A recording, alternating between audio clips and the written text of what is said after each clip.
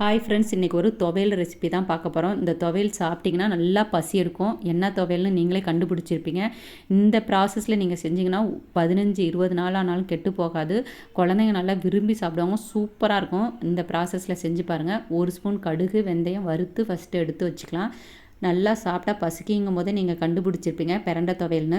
நல்லெண்ணெய் ஒரு 50 கிராம் அளவுக்கு ஊற்றிக்கணும். நல்லா பிரண்டையை வதக்கணும். அந்த நிறம் மாறணும். இந்த க்ரீன் கலர் இருக்கிறது வந்து நல்லா நிறம் மாறுற அளவுக்கு நம்ம நல்லா வதக்கி எடுத்துக்கணும்.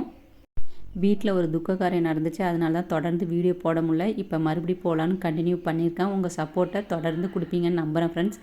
வாங்க இப்போ துவையல் எப்படி அரைக்கலான்னு பார்க்கலாம். இஞ்சி பூண்டு ஒரு 25 கிராம் அளவுக்கு, சின்ன நெல்லிக்காய் அளவுக்கு புளி போட்டு நல்லா வதக்கிடுங்க. ஒரு கைப்பிடி அளவுக்கு கருவேப்பிலை நல்லா அலசி வச்சதையும் போடலாம். கருவேப்பிலை வந்து நல்லா முடிக்க நல்லது. எந்த துவையலாக இருந்தாலும் கருவேப்பிலை ஒரு பிடிச்ச போட்டுருங்க.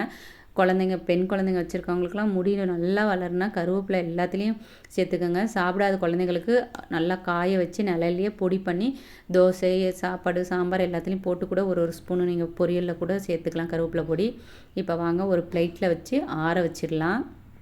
கண்டிப்பாக இந்த துவையல் வந்து ட்ரை பண்ணி பாருங்கள். எங்கள் சின்ன பாப்பா எதுவுமே சாப்பிட விருப்பம் காட்ட மாட்டான். ஆனால் இந்த துவையல் இருந்த வரைக்கும் சாப்பாட்டுக்கு இந்த துவையல் தான், தோசைக்கு எல்லாத்துக்கும் இந்த துவையலை போட்டு போட்டு ஒரு வாரத்துலேயே காலி பண்ணிவிட்டா. அப்போனா பார்த்துக்கோங்க எவ்வளோ டேஸ்ட்டாக இருந்தது. கண்டிப்பாக ட்ரை பண்ணி பாருங்கள். சூப்பராக இருந்துச்சு.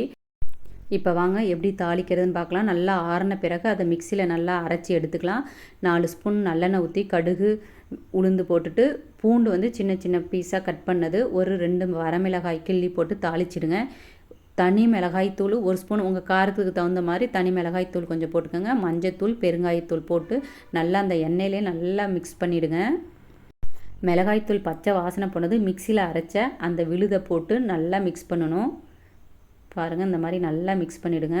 சூப்பராக இருந்தது ஃப்ரெண்ட்ஸ். ட்ரை பண்ணி பார்த்துட்டு எப்படி இருக்குன்னு சொல்லுங்கள். சாப்பிடாத பசங்களுக்கெல்லாம் இந்த துவையல் வாரம் ஒரு டைம் செஞ்சு கொடுத்தீங்கன்னா நல்லா பசி எடுக்கும். நல்லா மிக்ஸ் பண்ணி எண்ணெய் நல்லா பிரிஞ்சு வரணும். அந்த அளவுக்கு அடுப்பை சிம்மில் வச்சு மிக்ஸ் பண்ணிகிட்டே இருங்க. பாருங்கள், சைட்லலாம் எண்ணெய் வந்து பிரிஞ்சு வந்திருக்கு பாருங்கள். நல்லா எண்ணெய் பிரிஞ்சு வந்த பிறகு லாஸ்ட்டில் வெந்தயமும் கடுகும் வறுத்து அரைச்ச பொடி ஒரு 1/2 ஸ்பூன் போட்டுட்டு 1/2 ஸ்பூன் அளவுக்கு வெல்லமும் போடணும்.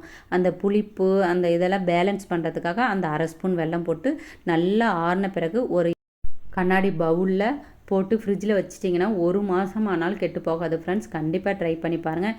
இது அப்படி தான் 1 மாதம் வரும்னு பார்த்தா, ஆனால் ஒரே வாரத்தில் எங்கள் சின்ன பாப்பாவே காலி பண்ணிட்டா. அந்த அளவு டேஸ்ட்டாக சூப்பராக இருந்தது. இந்த ரெசிபி ட்ரை பண்ணி பார்த்துட்டு எப்படி இருந்ததுன்னு கண்டிப்பாக சொல்லுங்கள் ஃப்ரெண்ட்ஸ். தேங்க்யூ.